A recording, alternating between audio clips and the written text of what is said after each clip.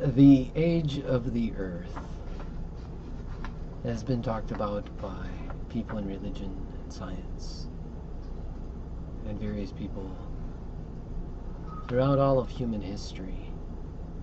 And I remember hearing sermons, and then I remember hearing teachers at school and scientists talk about all the different methods for determining how old the age of the earth is.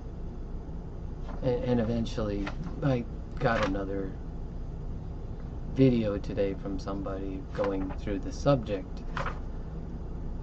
and I had reasoned through it, and this person was on his video saying, well, if you can show me in the Bible.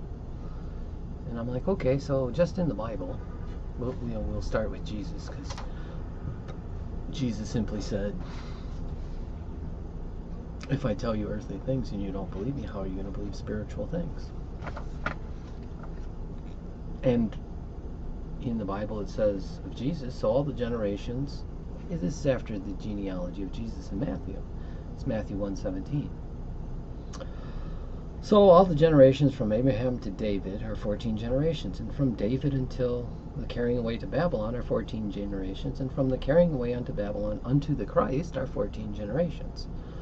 So we have from Abraham to Jesus is 3 sets of 14 generations. 3 times 4 is 12, 3 times 10 is 30, 42 generations between Abraham and Jesus. That's just what the Bible says. Now, if we go to the book of Genesis, Genesis 5, we have a list of the lifespans from Adam to Noah. In Genesis 10, we have the genealogy of Noah's children. In Genesis 11, we have the genealogy of the children of Shem, including their lifespans from Shem to Abraham. So in the Bible, just going by faith and what the Bible says, we have the number of years from Adam to Abraham. And from the genealogy of Jesus, we have that there were 42 generations from Abraham to Jesus. And by our calculation of time, we know Jesus lived about, or died about 31 AD. About, we can argue a year or two if you want. So, there you go. How old is the earth? Add it up. You actually have to read the accounts. I'm not going to add it up for you. Other than, there's this chart I've got here, and it says there's about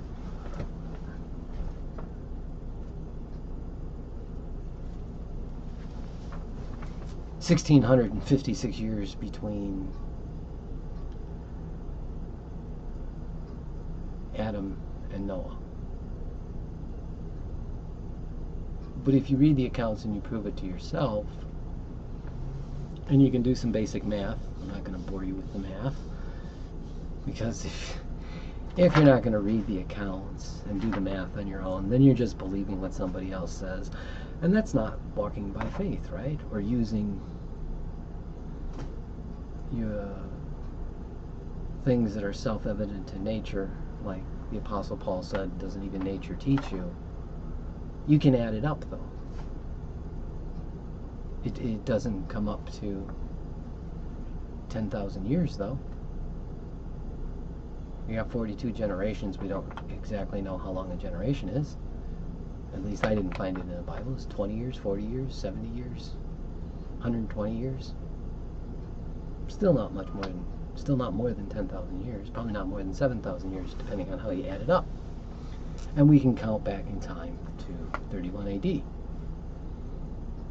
Recorded history, secular history,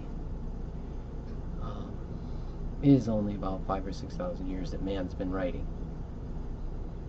But if we just go by what the Bible says, well, we get back to the time of Adam, between 5,000 and 7,000 years ago. And according to Jesus, in the beginning, he made them male and he made them female. So we know when the beginning was. We can read the Genesis account. Adam and Eve were made on day 6, and 5 days before that, Bereshit bara, right? God created. In the beginning, God created. the heavens and the earth.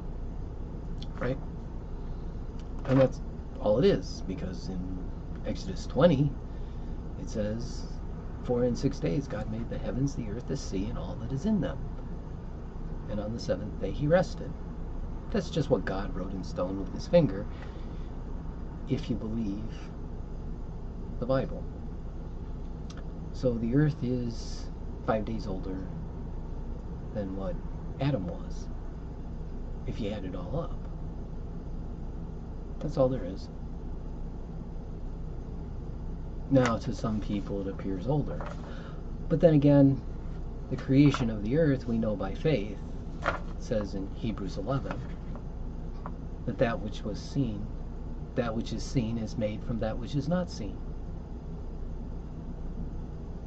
We just know it by faith. And Jesus says, well, I'm just going to tell you earthly things. You can believe it or not. That's your choice. And that's what he did with a lot of things. You know, God spoke, it existed. Jesus prayed, and all of a sudden a few fish and a few bread fed thousands of people. It's a miracle of God. You can either believe it or not. It's your choice. Jesus turned water into wine. Go ahead, reason about how old the wine was. If you don't believe what Jesus said, if you don't believe the biblical record that Jesus turned water into wine, and you were a scientist and you came back there, and the headmaster said, oh, wow, this is really great wine. This is the best wine. You saved the best wine to last, and you handed it to a scientist, and he would say, okay, tell me how old it is. I want to know. This stuff appears to be some of the greatest wine I've ever had. Go ahead. The most honest scientist in the world, who would never lie, cheat, or steal about anything, with the best instruments in the world, would come up with the wrong date. He could ask the servants, well, where'd you get the wine? That guy over there, Jesus, he had us pour water into that. He pulled it out and it's wine. You're the scientist, you tell me. Now, are the scientists going to believe that? No, that's a miracle of God. Can't prove that with science. Can't disprove that with science.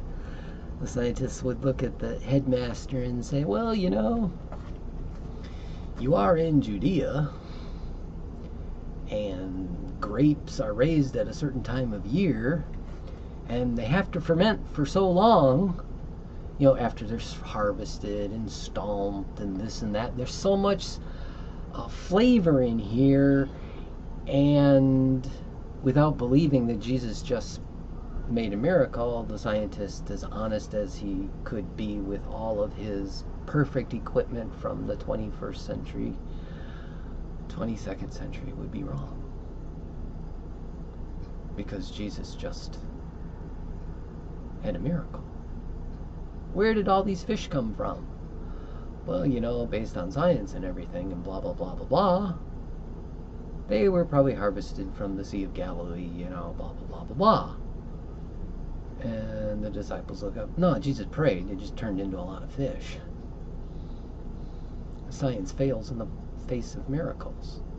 God spoke, it existed. What state did it exist in?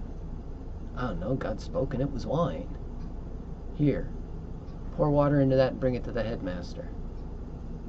Pray over this and you got fish and extra bread, more than what was there. Jesus walked on water. They said, how'd you get here? And he's like, you know, he wasn't like anything. He was like, you're just after the food. Because I fed you. He didn't even explain it. And that's the Christian faith. And that's the Christian biblical explanation of how old the earth is. Just using the Bible and what the Bible says you can reason through. How old is the earth? Well, I don't know. More than 5,000. Definitely, based on that written record. Probably not more than 10,000, based on the same record. How old does it appear? I don't know. How old did the wine appear? Depends on how you're looking at it, what knowledge you have. It's your choice, though. You can believe or not believe. Enjoy.